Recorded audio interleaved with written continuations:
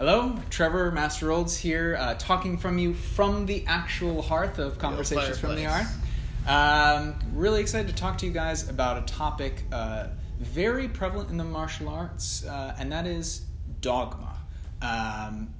Dogma, for those of you who may not immediately know, is basically the touting of a philosophy or some principles as if they are incontrovertibly true. So this is the way you must do it, and is the only way it can be done.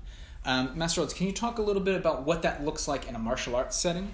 Yeah, of course. So over the years, I trained a lot of schools, and some schools will say you have to punch exactly this way with 2 knuckles versus 3 knuckles. We're going more for speed as opposed to power. This is how you generate your power. This is how you generate speed.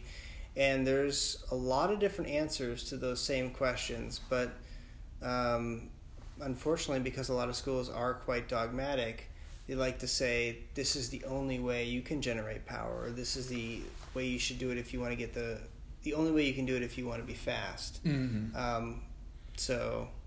can you talk a little bit about why that kind of is so common in martial arts? Why that arises? What's the process by which someone gets to the point of saying this is the only way it must be done?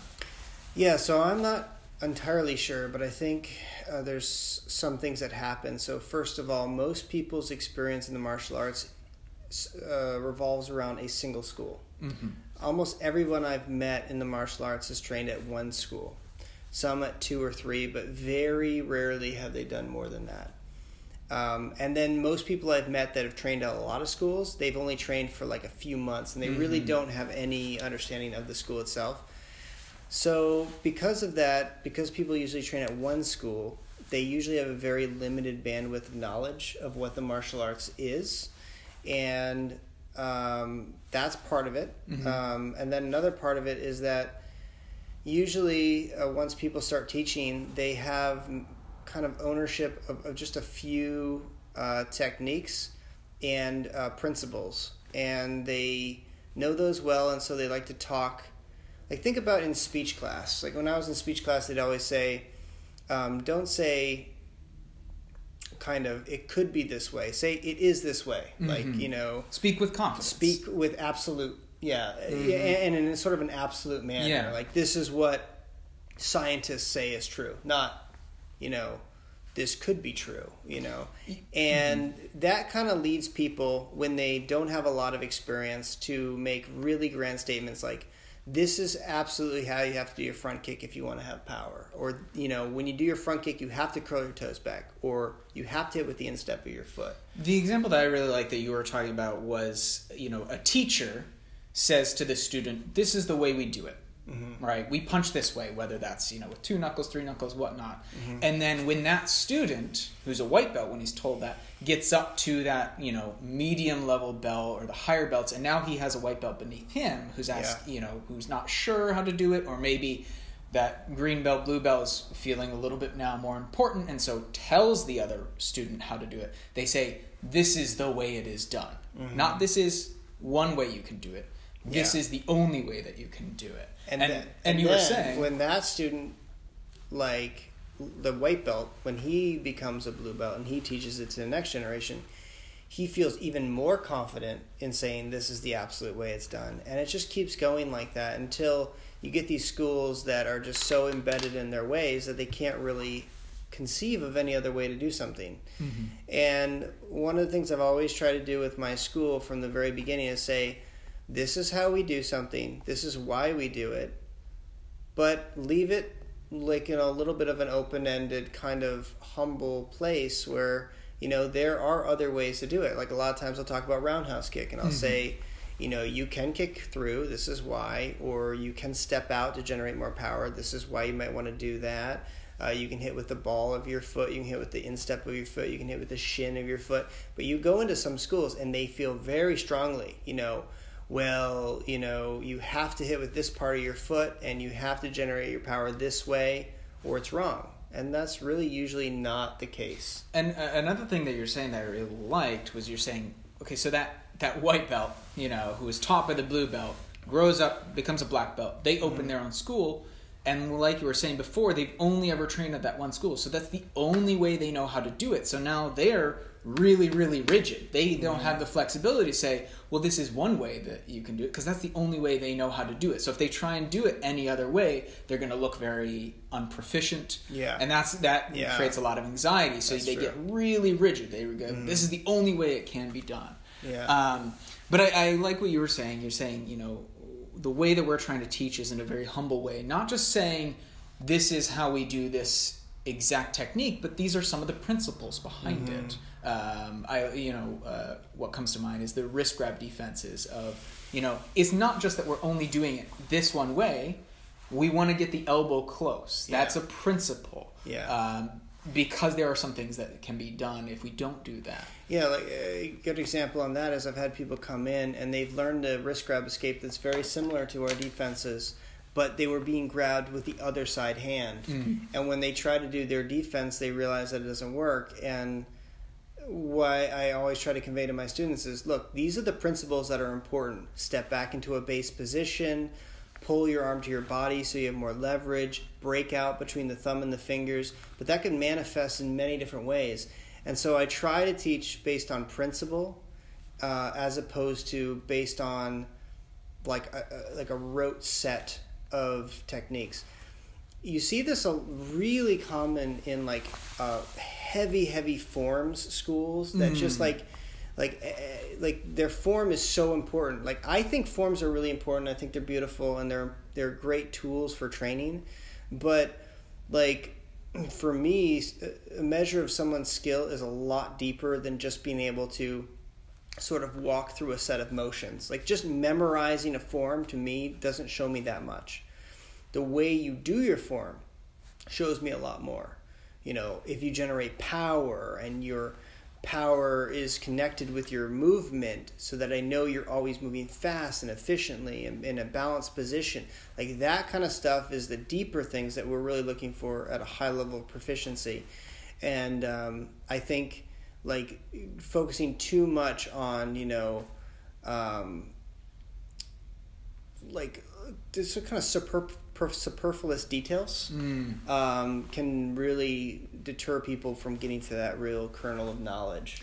Yeah, I don't know if you would agree with this, but one thing that saying I like to say is that it's the martial arts, not the martial sciences. There is no one perfect way to do in all situations, right? There's always going to be trade-offs of maybe this technique is a little bit faster, this technique is a little bit more powerful, and there's always going to be pros and cons.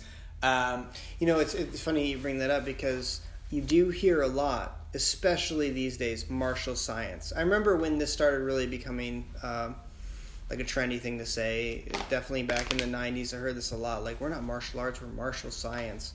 And usually when I hear that, it's like a screaming dogma. It's like you really feel so strongly about something that you think that this is the only way you can do it, because there's just so many different ways to do things. And this kind of... Are you going to lead into the Japanese versus Chinese martial arts? We could talk about that. I was going to talk a little bit about writing and how, my time as an English major in college has a lot of similarity to my time as a martial artist. Like, remember when I was first learning how to write, my teacher would say, the first thing you need to do is learn the rules, and then you can break them. And I think that's really true with the martial arts. Like, first you need to learn the principles, and then you can mix and mash them to make what is right for that situation. And I think people who don't know the principles tend to get overly hooked up on little details that don't really matter. So you were talking about the Japanese versus Korean or versus Chinese differences in martial arts, and that's a really good experience. So I spent some time training in Kung Fu. I spent some time training in Karate, and their principles couldn't be further from each other. When I was training in Kung Fu, they're like, don't like completely contract your body. Kind of just use your momentum and your weight of your body to generate your power, because you want to have a fluid, continuous power that moves forward. And I kind of came from Taekwondo, which is a kind of a mixture of both. The Korean styles are kind of in between, so they are a little bit fluid and they're also a little bit like contracting and strong. And so they were always telling me, I need to loosen up and just kind of relax. And then I went and trained in karate, and they were like, everything, one punch, one kill. It comes from like that samurai mindset of one hit, one kill. And so everything is into a single point. And they just want you to obliterate someone's face. So, both of those are kind of true. Like, the Kung Fu side, you can do a lot of techniques, but if none of them have any knockout power, you're just kind of like batting somebody in the head. And then from the karate perspective, is like, you can have this insane knockout punch, but if it misses, you're in so much trouble because you've committed everything to a single strike.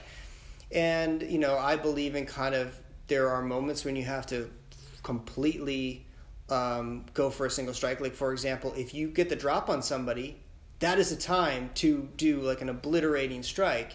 Whereas like once you miss, if you did miss that one and you get more into a bout, then you want to go into some fakes and trying to find your opening once the battle has completely engaged. But if you can avoid that completely... Yeah, so they both have wisdom, and I think it will seem pretty obvious, like how I'm explaining it to you, like, oh yeah, that seems obvious, of course, a balance of both.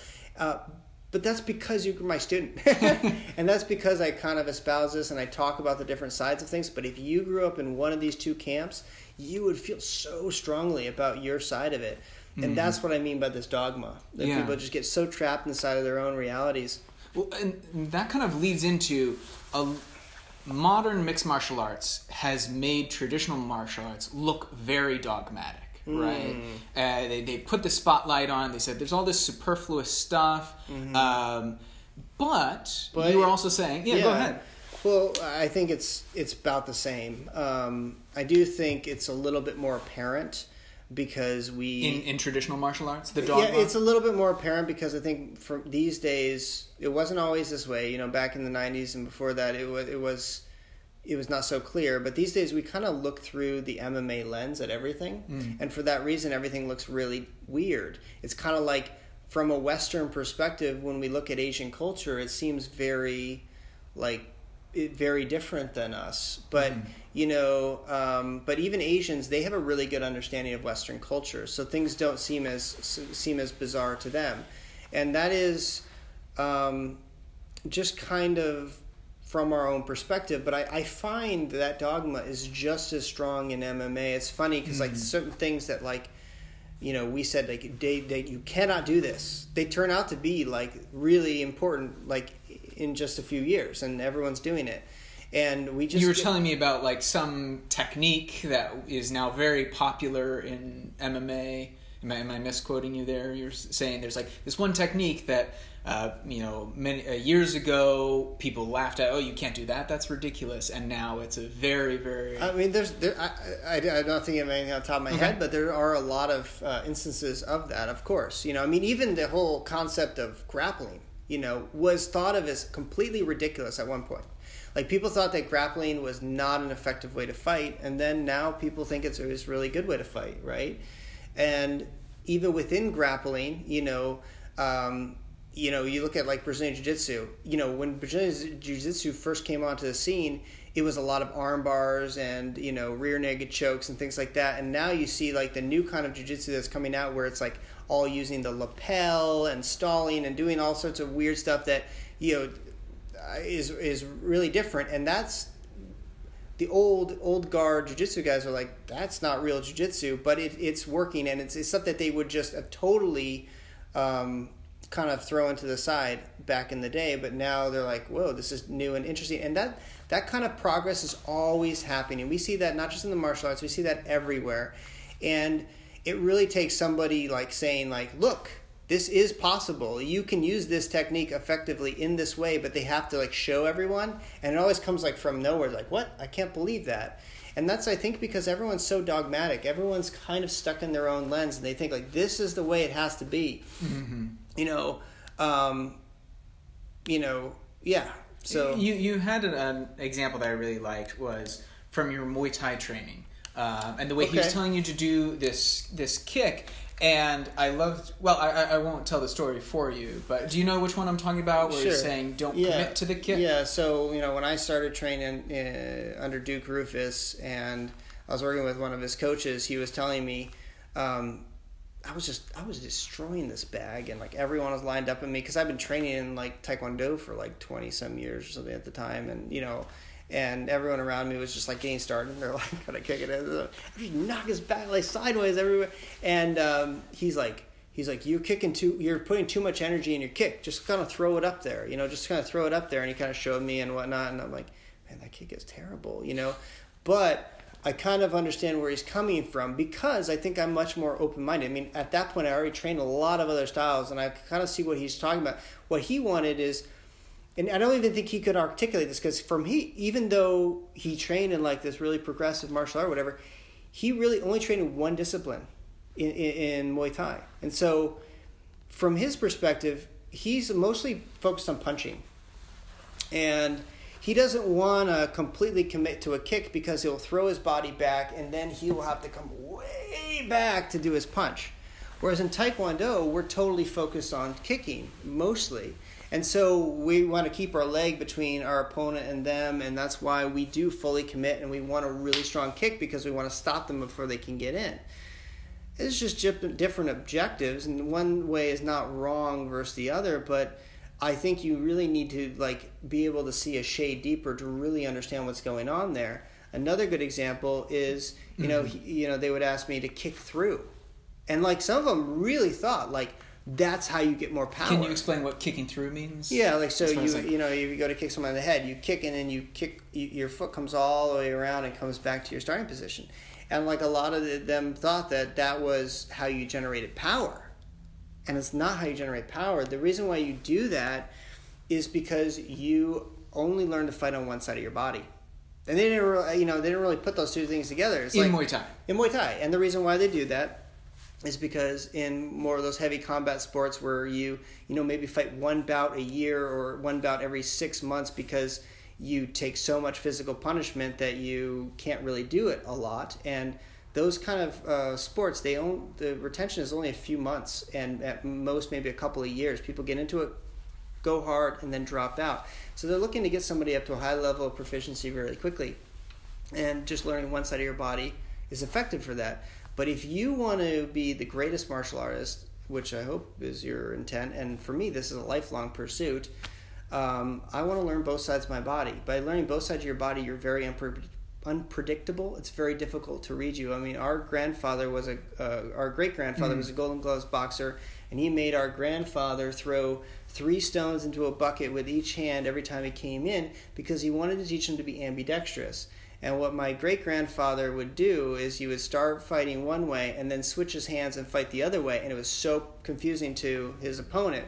And that's how he got a lot of his knockouts. And that's just a really good example of how learning to use both sides of your body is really important. Mm-hmm. But we are digressing. So we are. But the reason I like those two examples is what you said about the first one, where he's saying the way that he was kicking was arguably the right way for his style of fighting. Mm-hmm. It wasn't that his kick was the worst. It was totally trash. There's no wisdom in it. It was good for him. Yeah. And so from his perspective, yours looked, that's not the right way to kick. And then the thing that I liked about the second example was that it's not necessarily about the exact technique is bad, but the way in which it is taught, the fact that it's not about how good the technique it is, but how fast you can learn the technique. That's also an element in the training. And that might be more important for some people to be able to get up to the place where they can defend themselves the best in 2 days is very different from the techniques that you would teach someone if you want them to be the best martial artist in 10 years. Yes. There might be different techniques that take longer to train, but are more effective in the long run. That reminds me of what I was talking to you about not too long ago about Krav Maga and how some of so I spent some time learning Krav Maga, and so in Krav Maga the idea is to react from a point of how you respond to the threat in the way you would normally react to it. So the most instinctual way. instinctual way. So if somebody tries to choke you, what's the first thing you're going to do? You're going to probably put your hands on their wrists and like stop yourself from being choked, because you're going to freak out. And then once you start freaking out and your hands are there, you're like, wait, I can defend myself, so I'm going to do my technique. So in Krav Maga, what you'll learn is if someone tries to strangle you with two hands, you'll take your hands, you'll grab their wrists like this, because that's what you're going to do instinctually, and then you'll use your chest and your arms to break free, okay? And that is possible. This is very hard. I want you to go try that with somebody, okay? Grab here and break with your body. It's really hard. You can do it, especially if the person's not ready for you, but it's also instinctual. Like, it's coming from that place of instinct. Like, this is what you're going to do, and then you're going to do this. I want you to try the other one, which we learn in class, which is you go over, under, back up again, clasp your hand, and then break with your whole core. This is a way less intuitive technique, but is way more power. The horsepower behind that is like 10 times this, okay? And that's why we do that technique, because I'm trying to teach you to be a great martial artist. Now, I don't, if I taught a self-defense class where I'm trying to get somebody up to speed really quickly and just show them some basics, that's a perfectly fine technique. But it's not going to be, it's really simple, but that's what self-defense is, right? It's just trying to make some like really simple stuff that you can kind of learn to help, get yourself up to a kind of quick speed, but it's not the best technique. And that's what we need to know. Like, we need to realize is like when we're learning things, sometimes we might be learning something because it's the most accessible thing. Sometimes we might be learning things because it's the most practical thing, and things can be practical in lots of different ways. And sometimes it's just a stepping stone to build the muscle memory, the balance, the strength, the power, explosion for something else in the future. Yeah, or, sometimes learning is iterative. So, like, when I first teach inside crescent kick, I might show you just how to do it, like throw your leg all the way across with a straight leg. But then we'll teach you, like, snap inside crescent kick, where you can bend your knee. And that's kind of an abbreviated version, but you got to learn the progress. That will help you get the best snap inside crescent kick later. And it's funny that you talk about progress, because that reminded me of when you were saying that, mixed martial arts, modern mixed martial arts has all this dogma, just like the traditional. And one of the things that frustrates you is that you feel like these new kids who come into the mixed martial arts right now, and they're discarding all of this old wisdom. And you're saying you're frustrated by it because they haven't seen the whole journey from when mixed martial arts first started. And there were all these lessons from traditional, and people were trying to weed out, is this just kind of accessory to it, or is this the truth? And there was a lot of perhaps overzealousness. So what we like to do, I think, as people, is we like to just, humans, is look at what the best people are doing, and then just copy everything and just do what they're doing. But when we do it that way, we don't actually learn the wisdom behind how they got to that point. Okay, so it's sometimes funny because I'll go and I'll, not so much these days, but when I was, in my mid-20s, early 20s and stuff like that, I was always going to all these different fight gyms and stuff, and I would go in there and I had a lot of experience because I had my own program and all this kind of stuff. But I got put on a white belt, and I trained next to some guy who's been training there for like 2 or 3 months. And this guy thinks he knows, like he's just talking from such a point of authority on everything, blah, blah, blah. And I'm just like, oh, I know everything you're saying, and I know it's like where you're coming from, but it's just like, so it's painful for me to listen because you just know so little, really. And so, what was your original question? Well, I was saying, talking about going through the journey from the traditional to the mixed martial arts, and kind of how they threw some things out in the traditional martial arts. Yeah, okay, so just some things they threw out. Like, one thing that's really I'm trying to solve with my school is teach good practical martial arts skills, and a lot of those skills you would find at any kind of mixed martial arts school, but also incorporate all of the important elements of traditional martial arts. And I think the most central of those is the respect, discipline, integrity, courtesy, perseverance, all those things all those leadership life skills that are a big part of our training. There's no reason to throw them out. And I think, some people think that those things kind of hold us back, but I think that's totally a misnomer. It's kind of like a form of dogma in itself. Yeah, you know? It's like, oh, that just makes you soft, you know, kind of idea. And you were also telling me about your experience under Grandmaster Quan and kind of his teaching style, and how, in some ways, fortunate you were that there wasn't any dogma because he barely talked. Yeah. Master Quan kind of taught me to just, like, throw yourself into the experience, and then once you kind of understand what you're doing, then start asking the questions. And I think that's the greatest lesson of martial arts. And Master Quan did it kind of unintentionally because he couldn't speak English, you know. And I trained under Master Hong before that, and under Master Kim, and a lot of Korean masters, and none of them could speak any English. So they're just it's punch, just like punch, kick, punch, and I'm just watching, trying to keep up and figure out, and then like, no, bad, you know, whatever, and I just, okay, and I'm just trying, and like that kind of experience was really freeing, and it taught me to like not think too much. Yeah, and that's another topic. That's a whole a whole another one that we want to get into, but I won't go into that too far. But that kind of a mindset where you just kind of throw yourself into it is very important. And also don't have too many preconceived notions of like what is the right way and the only way to do something, because there are many ways to do the same thing. Yeah. And it can all be right in the right moment, you know?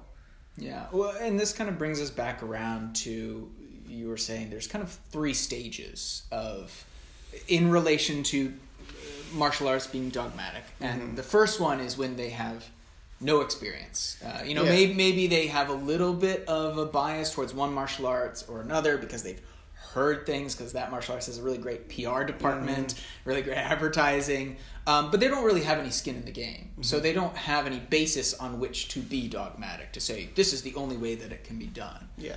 Do you want to take it from there into kind of the next stage? So yeah, the first stage, obviously, you know, everyone's got an empty cup unless it's been filled somehow. And when you have an empty cup, you pretty much don't have any preconceived notions about things, and so you don't really feel like your way is the right way and the only way. But you would be surprised how fast we are as people to just sort of like feel that way. And you know, sometimes it can happen in just a few days or a few months, but usually it happens around after a few years of training. And I've been really fortunate because our school doesn't have much of this, and I think a lot of it's because I do speak a lot about this, and you know, that's one reason why we're doing this video, you know. But usually around a couple of years, people start to get, you know, when they get the green belt, the blue belt level, they start to get kind of dogmatic about their school and the way they do it, and a lot of that is because that's when they start kind of helping out with the classes and stuff like that, and they start teaching, and they're coming from a place of kind of insecurity, and they try to find security by talking in absolutisms, and you know, one blue belt teaches it to another, and it just gets more and more compounded. And then eventually, hopefully. Eventually, you know, as you get to a high level proficiency and you've gone to a lot of schools, and you know, even if you haven't gone to a lot of schools, you've gone to a lot of competitions with different schools, different styles, and seen what's out there, you'll come to the realization that there are many ways to do something, and you don't talk so absolute about everything. It's not always the case, but it's not always the case. But you know, I find like people who I really think know a lot about martial arts, it is almost always the case. It's just that there's a lot of people who think they know a lot about martial arts and they don't. Yeah.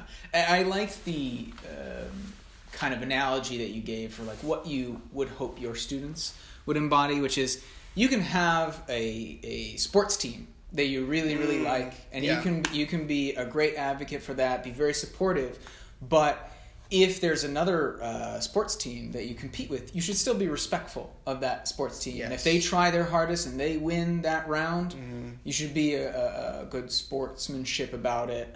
You should be supportive of that and not be, they cheated or they did this dirty trick. There is wisdom in everything, and just emptying your cup, being respectful, being humble. I think there is a place that you can be both prideful of what you do and the school that you represent and the style you represent, and yet not be condescending to other styles. Yeah.